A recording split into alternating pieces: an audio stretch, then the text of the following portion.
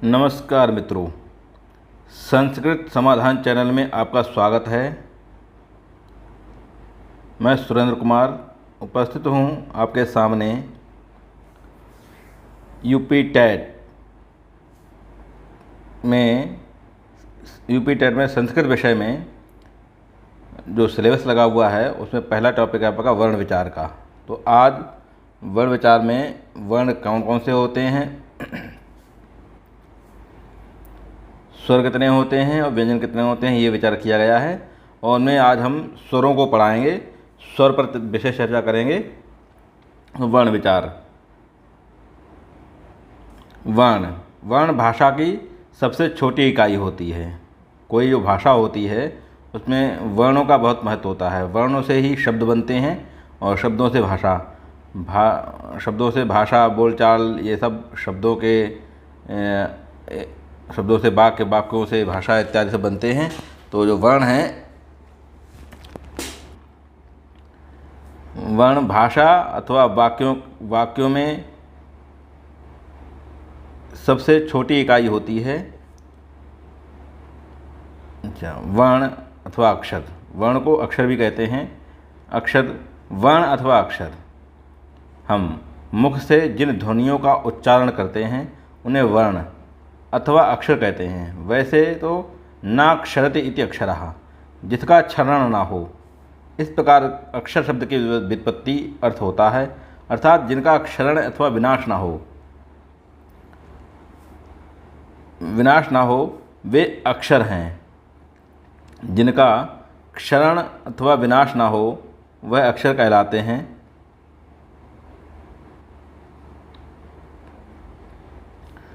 जैसे आ, ई, उ आदि। परंतु सामान्यतया वर्ण या अक्षर एक ही कहे जाते हैं। माने वर्ण और अक्षर समानार्थी शब्द कहे जाते हैं। वर्ण दो प्रकार के होते हैं, स्वर तथा व्यंजन।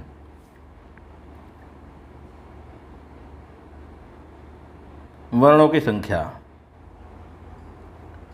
63 चतुष्षष्टिर्वा। कहाँ है? 63 चतुष्षष्टिर्वा वर्णा शंभुमते मताः प्राकृते संस्कृते चापि स्वयं प्रोक्ता स्वयंभुवः। ये पाणिनि शिक्षा में लिखा गया कि वर्ण 63 अथवा 64 होते हैं शंभु के मत में, अर्थात पाणिनि, शंभु ऐसे तो शिव या स्वयंभू इत्यादि के मत में। प्राकृत में और संस्कृत में स्वयं प्रोक्ता स्वयंभुवः, हमारे स्वयं ही कहने वाले पाणिनि हैं। महर्षि पाणिनि आचार्य के मत में संस्कृत वर्णमाला में 63 अथवा 64 वर्ण होते हैं। कितने होते हैं? 63 अथवा वर्णः त्रिषष्ठिः। सूत्र भी आता है वर्णः त्रिषष्ठिः। वर्ण कितने होते हैं? 63 होते हैं। संस्कृत वर्णमाला में कुल 63 वर्ण होते हैं, लेकिन यहाँ कहा गया कि पाणिनि आचार्य के मत में संस्कृत वर्णमाला में 63 अथवा 64 भी, कहीं कहीं 64 भी होते हैं, लेकिन अगर आप 63 लगाएंगे तो 63 राइट आंसर है।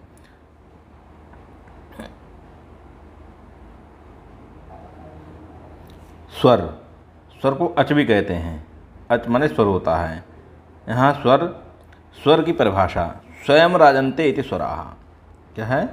स्वयं राजन्ते इति स्वराः। पाणिनि शिक्षा में कहा गया है, ये पाणिनि शिक्षा का सूत्र है। स्वर वे ध्वनियाँ हैं जिनके उच्चारण के लिए किसी अन्य वर्ण की आवश्यकता या सहायता नहीं लेनी होती है। माने जो स्वयं में ही राजा है, जो स्वयं ही है, उसमें किसी दूसरे की कोई हस्तक्षेप नहीं होता है, वह स्वर कहलाते हैं। जैसे अ, ई, उ, रि, लि, ए, ऐ, ओ, औ, ये सभी स्वर कहे जाते हैं। स्वयं राजन्ते इति स्वरः, ये पाणिनि शिक्षा का सूत्र है, जिसका मतलब है कि जो स्वयं में ही राजा है या जो स्वयं ही विधान करता है, जो स्वयं ही राजा है, जिस पर किसी का कोई अंकुश ना होता है, वह स्वर कहलाते हैं।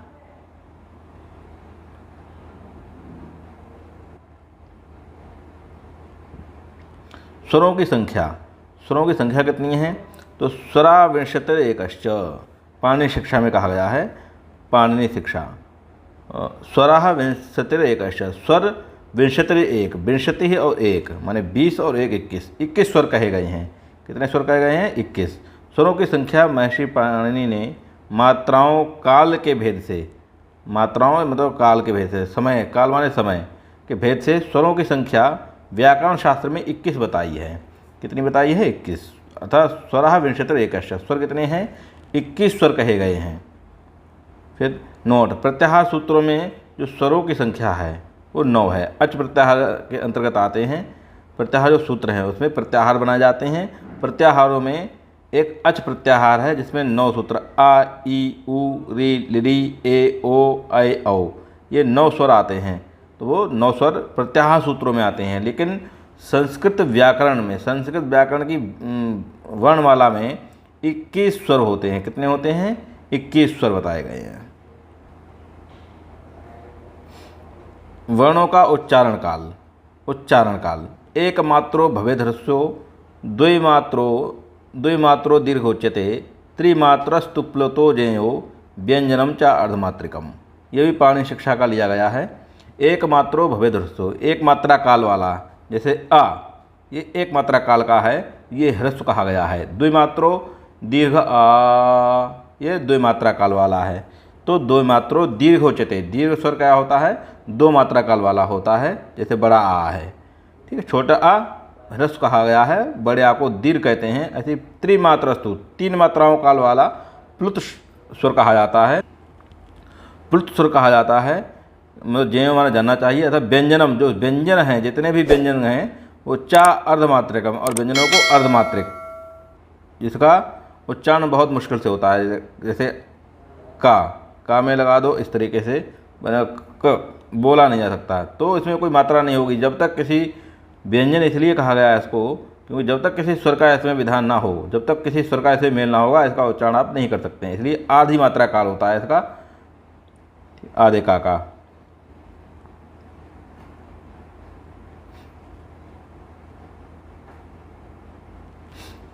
तो ऊ कालो झरस्व दीर्घ पुलता, हाँ, ऊ कालो झरस्व दीर्घ पुलता है। ये अष्टाध्यायी सूत्र पाठ का एक अध्याय, पहले अध्याय का दूसरे पाठ का 27वां सूत्र है। इस सूत्र से एक मात्रिक, द्विमात्रिक और त्रिमात्रिक स्वरों की क्रमशः ह्रस्व, दीर्घ और प्लुत संज्ञा होती है।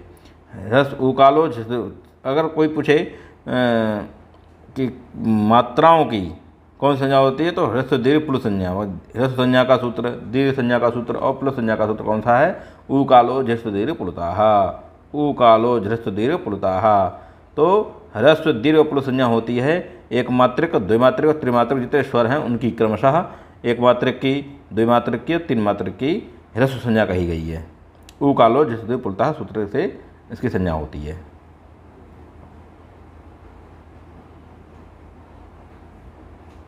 फिर सभी व्यंजन आधी मात्रा वाले होते हैं, जैसे क, ख, ग इत्यादि।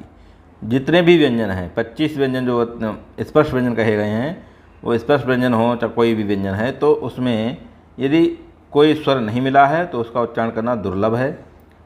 तो क, ख, ग, घ जो आधे का, आधा खा, आधा गा, आधा घा इत्यादि सब आधी मात्रा वाले होते हैं।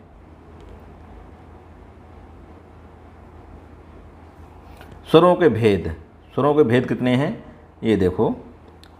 स्वरों के उपयुक्त सूत्र के अनुसार ऊ कालो झरस्व दीर्घ प्लुताः जो सूत्र बताया गया है, उस सूत्र के अनुसार ह्रस्व स्वर, दीर्घ स्वर और प्लुत स्वर हैं। कितने प्रकार के हैं? 3 भेद होते हैं। स्वरों के उपयुक्त सूत्र माने उपयुक्त सूत्र है ऊ कालो झरस्व दीर्घ प्लुताः, उसके अनुसार ह्रस्व, दीर्घ और प्लुत ये 3 प्रकार के स्वर बताए गए हैं।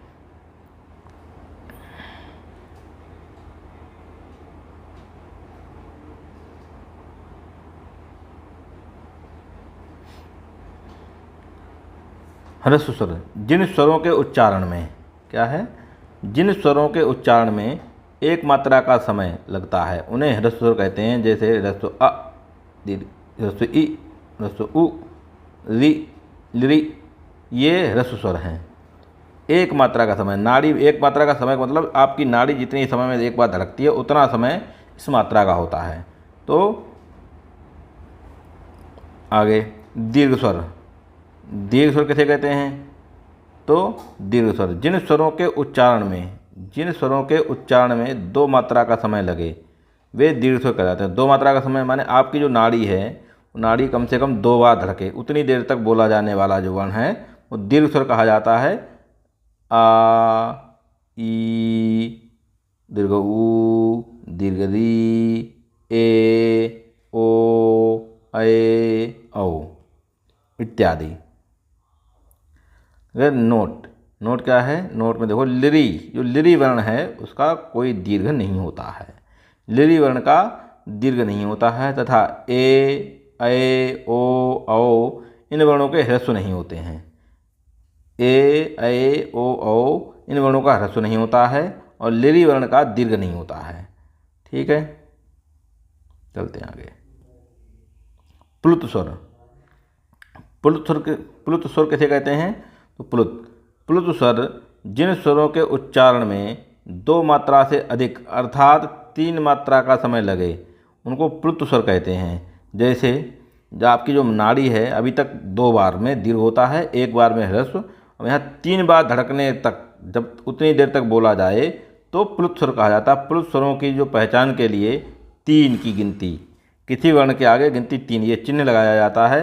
जैसे आ, ई, ऐसे ऊ के आगे यहाँ गलत टाइप हो गया है, यहाँ भी 3 की गिनती लगेगी। ऊ, री, लिरी, ए, ओ, औ ये सभी प्लुत स्वर हैं। प्लुत के आगे प्लुत स्वर की जो मात्रा है वो छोटा, मतलब जो ह्रस्व वाला ह्रस्व, दीर्घ वाला दीर्घ के आगे 3 गिनती लिखनी होती है, जैसे आप देख रहे हैं। और इसका उच्चारण भी त्रिमात्रिक होता है, 3 गुना होता है, ह्रस्व की अपेक्षा 3 गुना होता है। और जैसे ओम है, ओम में जो ओ है वो स्वर त्रैमात्रिक स्वर है। इसमें कौन सा? ओ में जो ओ है, ओम में जो ओ है तो बोलते हैं ओ,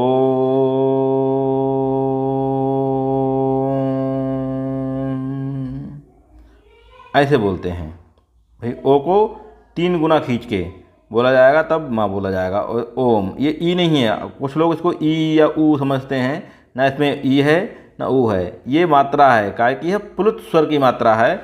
ओ के आगे 3 लिख देना, 3 ये चिन्ह है प्लुत का, और उसका समय 3 गुना हो गया, इसलिए 3 मात्राओं वाला अर्थात प्लुत स्वर है, जिसका प्रयोग प्रायः कहाँ? वेदों में किया जाता है। ओम स्वर का जो ओम है, इस वाले ओम का, वो अधिकतर वेदों में मिलता है। बोलते हैं उस समय वैदिक ध्वनि का हो, या जब हम वेद मंत्र बोलते हैं तो बोलते हैं ओम भूर्भुवः स्वः तत्सवितुर्वरेण्यं भर्गो देवस्य धीमहि धियो यो नः प्रचोदयात्। तो यहाँ जो ओम बोला है वो क्या है? ओम, देर तक प्लुत स्वर, यही प्लुत स्वर है जिसको देर तक खींच के, मतलब 1 मात्रा की अपेक्षा 3 गुना समय लगे इसको बोलने में, वही प्लुत स्वर होता है। और इस ओम का प्रयोग प्रायः वेदों में होता है।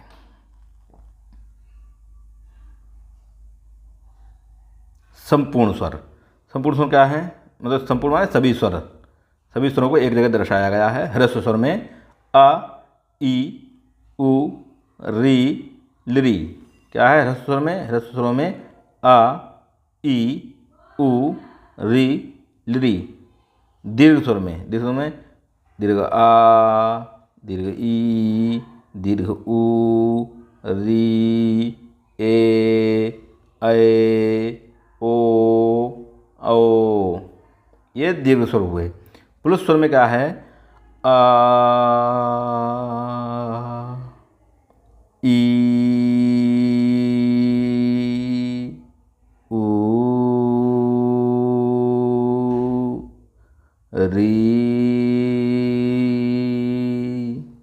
ए,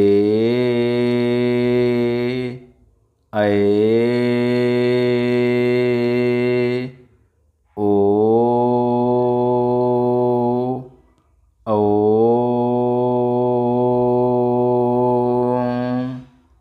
इस प्रकार से इसका उच्चारण करते हैं प्लुत स्वर का। तो आज संपूर्ण स्वर हो गए।